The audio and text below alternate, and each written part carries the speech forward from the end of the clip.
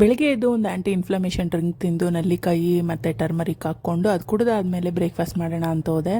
ಆವಾಗಲ್ಲಿ ಏನು ಮಾಡೋದು ಅಂತ ಗೊತ್ತಾಗ್ದಿರ ಸರಿ ಓಟ್ಸ್ ತಂದಿದ್ದೆ ನಾನು, ಮಲ್ಟಿಗ್ರೇನ್ ಓಟ್ಸ್ದು. ಸೊ ಅದನ್ನೇ ತಿನ್ನೋಣ ಅಂತೇಳ್ಬಿಟ್ಟು ಒಂದು 2 ಸ್ಪೂನ್ ಮಲ್ಟಿಗ್ರೇನ್ ಓಟ್ಸು ಮತ್ತು ಒಂದು ಬನಾನಾ ಮತ್ತು ಒಂದಷ್ಟು ಡ್ರೈ ಫ್ರೂಟ್ಸು, ಕಾಜು ಏನೇನು ಇರುತ್ತೆ, ಕಿಸ್ಮಿಸ್ಸು ಎಲ್ಲನೂ, ಅಂದರೆ ದ್ರಾಕ್ಷಿ ಗೋಡಂಬಿ ಎಲ್ಲ ಹಾಕಿ ಡ್ರೈ ಫ್ರೂಟ್ ಇದು ಮಾಡ್ಕೊಂಡು ತಿಂದ್ವಿ.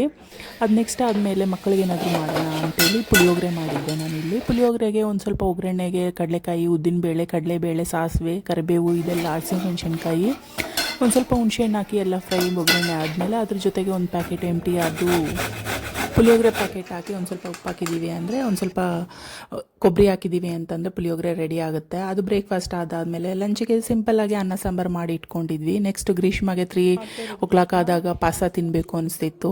ಸೊ ಪಾಸ ಮಾಡ್ಕೊಂಡು ತಿಂತಾ ಇದ್ಲು. ಅದಾದಮೇಲೆ ನೆಕ್ಸ್ಟ್ ಈವ್ನಿಂಗ್ ನಾವು ಎಲ್ಲರೂ ವಾಕಿಂಗ್ ಹೋಗೋಣ ಅಂತ ಹೋಗಿ ವಾಕಿಂಗು ಅವ್ರು ಸೈಕ್ಲಿಂಗ್ ಮಾಡ್ತಾಯಿದ್ರು.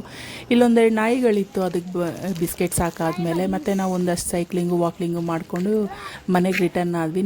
ನಿಮ್ಗೆ ಇಷ್ಟ ಆದರೆ ಮೇನ್ ಚಾನಲ್ ವಿಸಿಟ್ ಮಾಡಿ, ಇದನ್ನು ಲೈಕ್ ಮಾಡಿ. ಮತ್ತೆ ನೆಕ್ಸ್ಟ್ ವ್ಲಾಗಲ್ಲಿ ಸಿಗೋಣ. ಅಲ್ಲಿವರೆಗೂ ಟೇಕ್ ಕೇರ್, ಬೈ ಬಾಯ್.